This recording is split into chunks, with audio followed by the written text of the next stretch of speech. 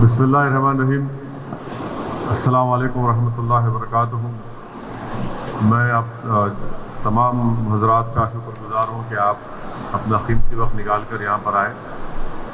ख़ास तौर से हमारे मीडिया के दोस्तों का, और मैं इस मौके पर हमारे शाहिद साहब को और तबलीगी जमात के ज़िम्मेदारों को मुबारकबाद भी देता हूँ, शुक्रिया भी अदा करता हूँ कि वो लोग आज आगे बढ़कर कोविड-19 के जो अमराज में जो लोग मुब्तला हैं, जो मरीज़ मुख्तलिफ तेलंगाना के, हैदराबाद के गवर्नमेंट के हॉस्पिटलों में ज़ेर इलाज हैं, उनके लिए प्लाज्मा देने का उन्होंने इंतज़ाम किया है। गांधी के सुपरिटेंडेंट से आप लोगों की गुफ्तगू हुई और उनके बोलने पर आप तमाम हज़रात तैयार हुए हैं। जुमला 38 हज़रात हैं, तेलंगाना के मुख्तलिफ़ मुकामात से ताल्लुक़ रखते हैं, और अल्लाह के फज़ल व करम से तमाम हज़रात ख़ुद कोविड से मुकाबला किए और अल्लाह ने उनको शिफा दी।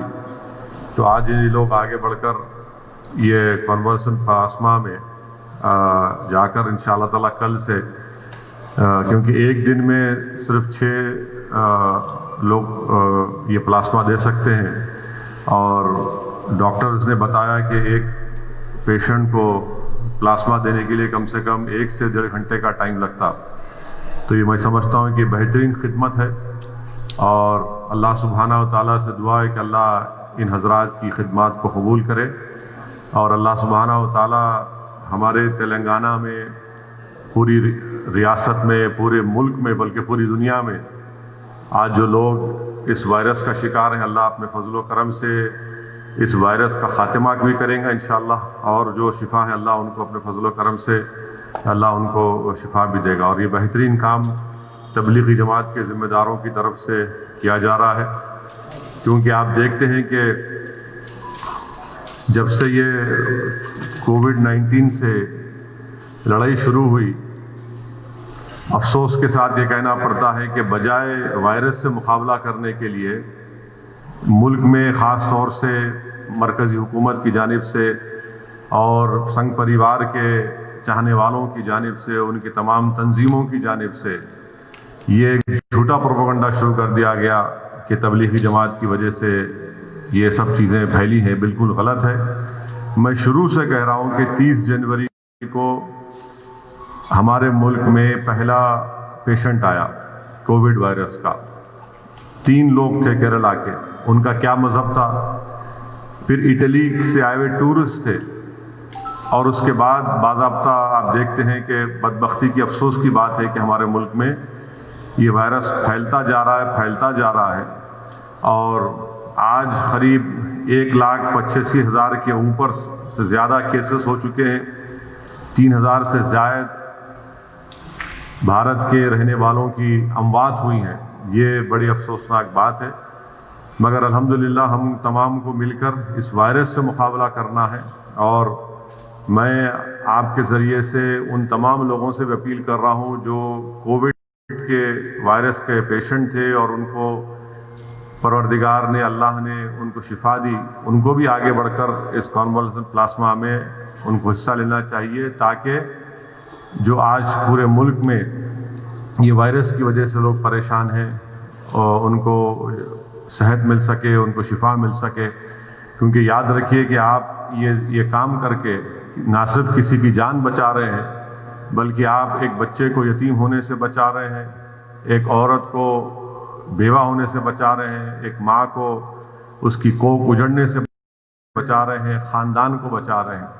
तो हम तमाम की कोशिश ये होनी चाहिए कि हम इंसान की जान बचाएं, और यही सबसे अहम तालीम इस्लाम की है कि इंसान की जान बचाना ये एक बहुत बड़ी हुक्म है, ये बहुत बड़ी तालीम है, और इस पर हम तमाम को अमल करने की बहुत ज़रूरत है। और ख़ास तौर से हमारे वतन अज़ीज़ के हम वतनों की जान बचाने के लिए हम तमाम को आगे आने की बहुत बड़ी ज़रूरत है। फिर से तबलीगी जमात के ज़िम्मेदारों का, और ख़ास तौर से ये 38 افراد کا جو بڑے ہی ایثار اور قربانی کے جذبے کا مظاہرہ کر کر آج آگے آئے ہیں، میں ان تمام کا شکر گزار ہوں، اور میری اللہ سے دعا ہے کہ جلد سے جلد اللہ سبحانہ و تعالی ہمارے ملک کو، پوری عالم کو اس وائرس سے، اس بیماری سے چھٹکارا دلائے۔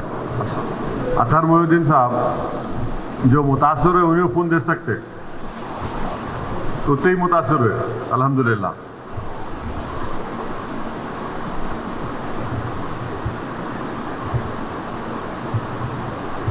کیا حبیب نہیں پوچھ رہے؟ کامنٹ آن انڈیا چائنا جو کانفلکٹ ہو رہا ہے، زور زور سے بولیے۔ یہ دو مختار یہ مائک دو۔ ہلو انڈو چائنا کے بارڈر پہ جو کانفلکٹ ہو رہا ہے اس پہ آپ کامنٹ کیا ہے؟ ہاں،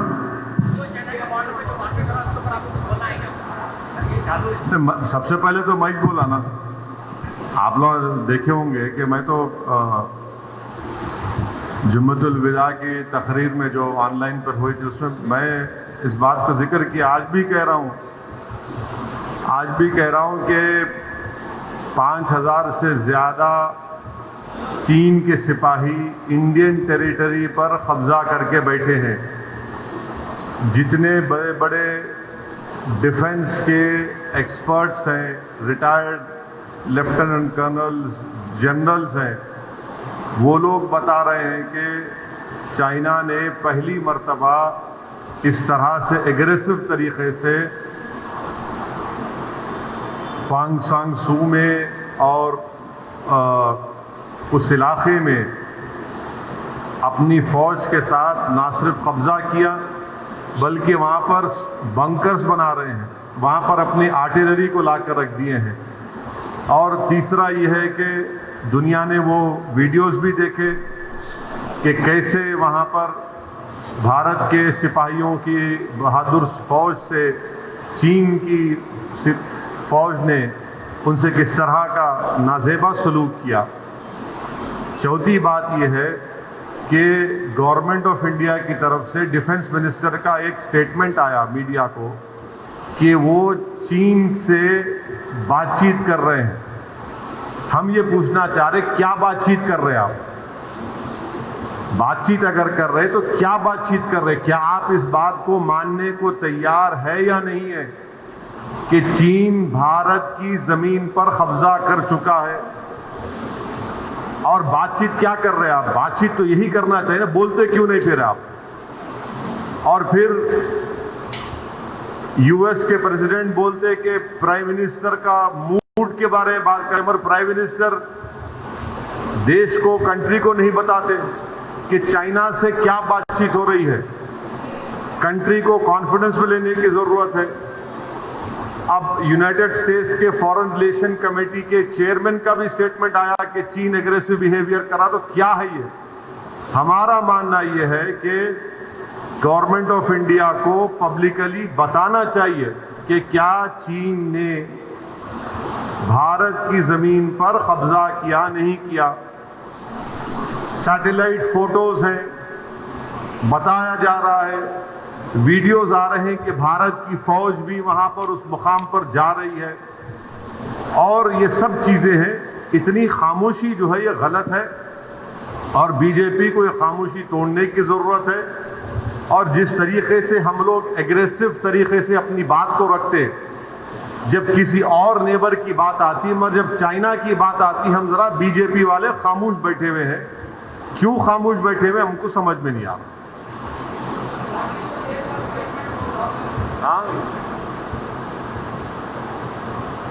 Sir, what is your take on 5.0 lockdown? Why are you criticizing the lockdown and again?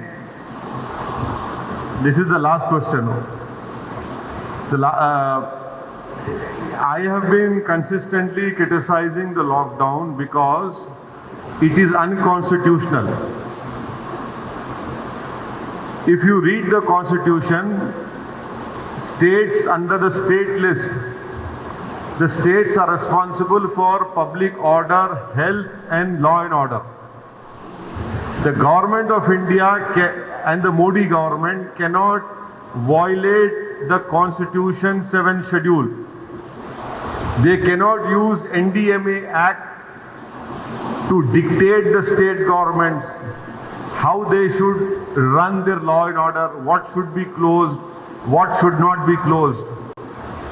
It is very unfortunate, and I don't know, I cannot answer your question, that why did the chief ministers accept this diktat, or this unconstitutional diktat of Modi government? Am I against lockdown? No. It had to be implemented, but it is for the states to decide when lockdown should be implemented, when lockdown should be lifted, what should be closed, what should not be closed.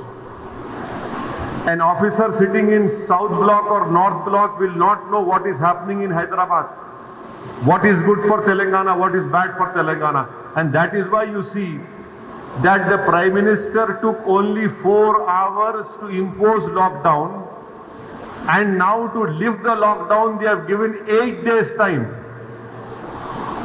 Lockdown के लिए 4 घंटे दिए गए, अब lockdown उठाने के लिए 8 दिन का टाइम मिल रहा आपको. तो इससे मालूम हो रहा है कि कितना अनप्लान्ड और हेस्टी डिसीजन लिया गया, जिसकी वजह से आज हमारी इकोनॉमी बर्बाद हो चुकी है. अगर 24-25 मार्च के बाद ही पूरे माइग्रेंट लेबरर्स को मोदी हुकूमत इनको वापस भिजा देती, कॉन्स्टिट्यूशन में माइग्रेंट लेबर्स की जिम्मेदारी भी गवर्नमेंट ऑफ इंडिया पर है. कॉन्स्टिट्यूशन में माइग्रेंट लेबर्स की जिम्मेदारी गवर्नमेंट ऑफ इंडिया पर है. अगर 24 मार्च के बाद 1 हफ्ते के अंदर ये माइग्रेंट लेबरर्स को जब भिजा देते, इसलिए कि 24 मार्च को सिर्फ 560 कोविड के केसेस थे, 560 केसेस थे, उसी वक्त उनको भिजाते जब वायरस ताकतवर नहीं था.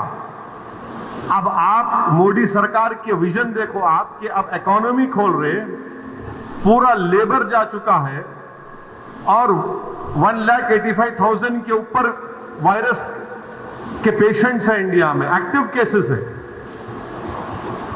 तो ये कौन सी प्लानिंग है, ये कौन सा विजन है? इसीलिए मैं कह रहा हूं कि लीगली ये अनकॉन्स्टिट्यूशनल है, ये अनप्लान्ड है, और इनके गलत फैसले की वजह से पूरे मुल्क के गरीब बर्बाद हो चुके हैं. अभी आपको ये बर्बादी नजर नहीं आएगी. 15-20 दिन, महीने भर के बाद जब आप लोग बाहर निकलेंगे, उनको अंदाजा होगा कि क्या हाल हो चुका है.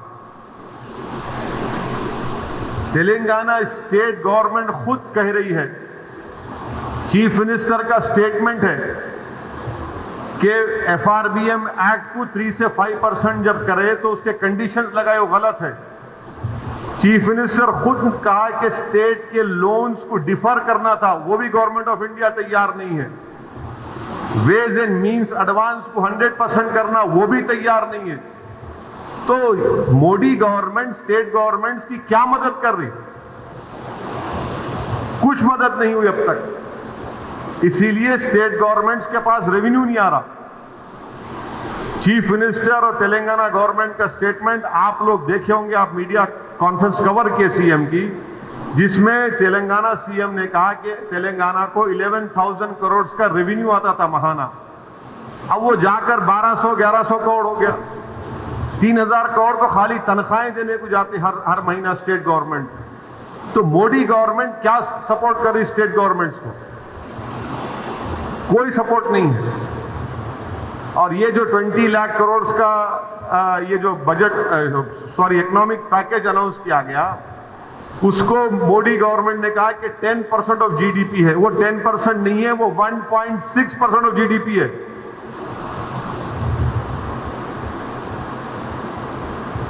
$1.7 लाख करोड़ का है वो. ये चीजें हैं.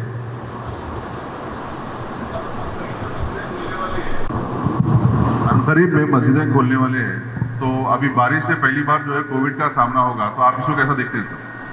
نہیں آپ کا سوال کیا ہے؟ مسجد نہیں کھولنا؟ نہیں مسجد کھول رہے ہیں نا سر. تو پہلی بار جو ہے کووڈ میں بارش ہو رہی ہے تو کیسز بڑھ رہے ہیں, ہر جگہ کیسز بڑھ رہے ہیں. الحمدللہ سے تلنگانہ میں کم ہو رہے ہیں, تو اس کے لیے آپ کا کیا سجن؟ آپ بورڈ کے ممبر بھی ہیں. نہیں, میرا پورے ملک کے مسلمانوں سے اپیل یہ ہے کہ انشاءاللہ مسجدیں کھلیں گی 8 تاریخ کے بعد. تو کھولنا پڑے گا.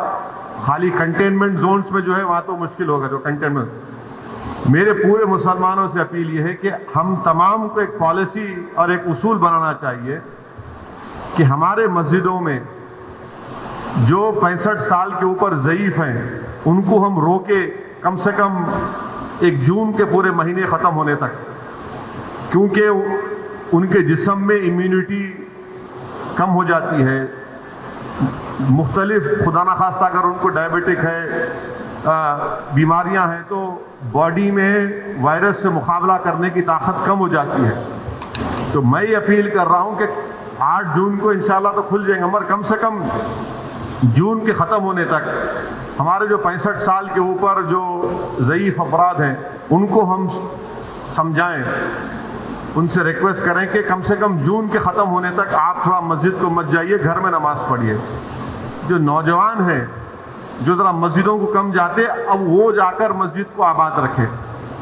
تیسرے یہ کہ مساجد میں اگر کارپیٹ ہے اور اس کارپیٹ کو نکال سکتے آپ تو فوراً نکال کر پتھر کے اوپر نماز پڑھنا چاہیے, کیونکہ کارپیٹ میں ایپیڈیمولوجسٹ اور جتنے ہیلتھ ایکسپرٹ سے ڈاکٹرز وہ بولتے ہیں کہ کارپیٹ میں بہت سے جراثیم جم جاتے اور اس سے ہو سکتا ہے کہ خدا نخواستہ کسی کو وائرس لگ سکتا.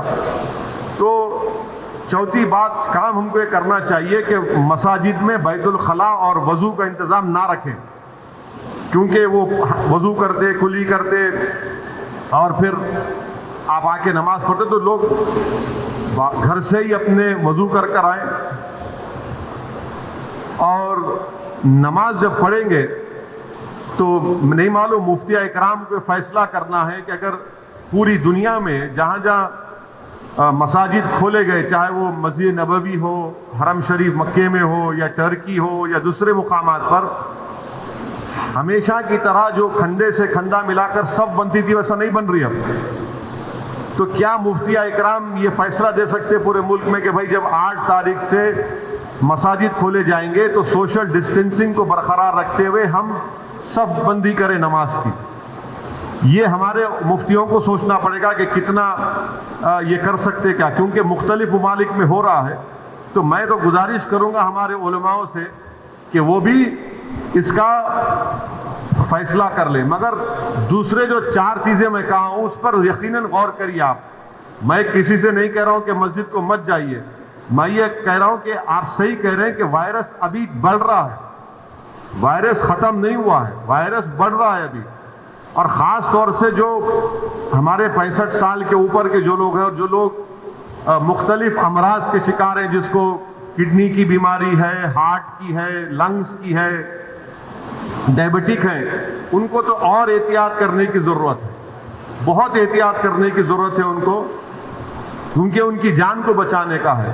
یقیناً ہم کو ایک روحانی اور قلبی سکون ملتا ہے جب ہم اللہ کے گھر میں جا کر سر سجود ہوتے ہیں, مگر اسلام کی اہم تعلیمات بھی ہے کہ جان بچائیے.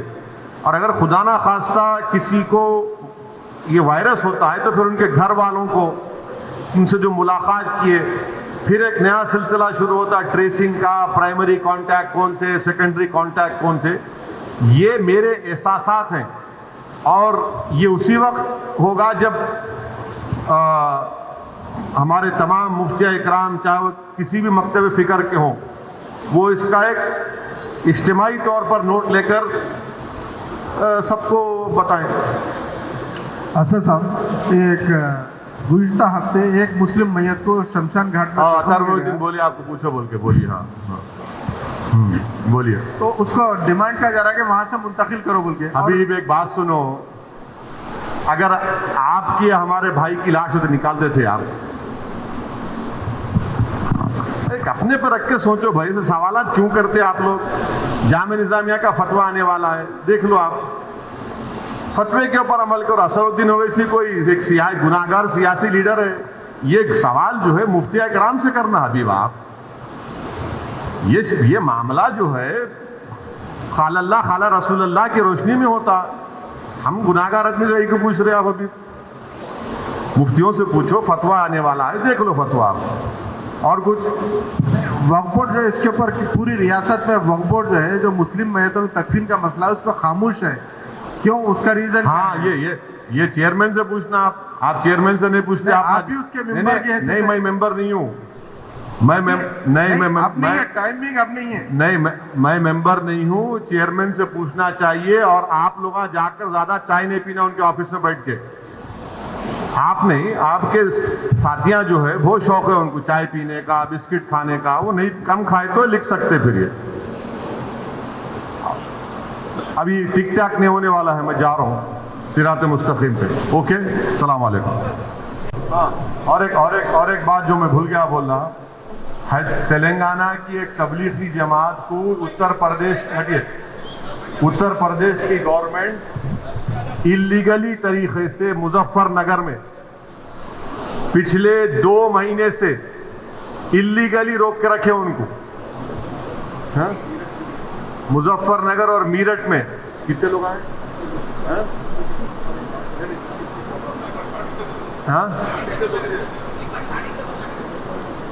اتر پردیش میں یوگی سرکار تلنگانہ کے تبلیغی جماعت کے 40 سے زیادہ لوگوں کو اللیگلی طور سے روک کے رکھے ہیں.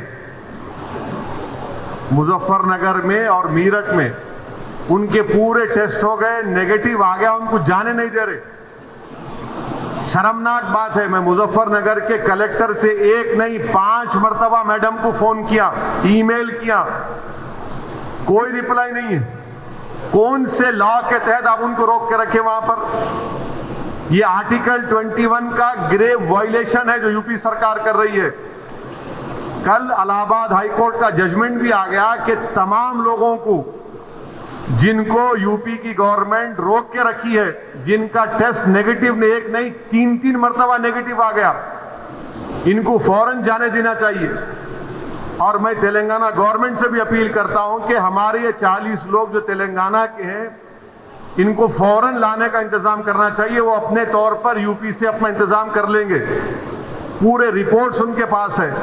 غیر ضروری طور پر 1.5-2 مہینے سے اللیگلی روک کے رکھے ان کو.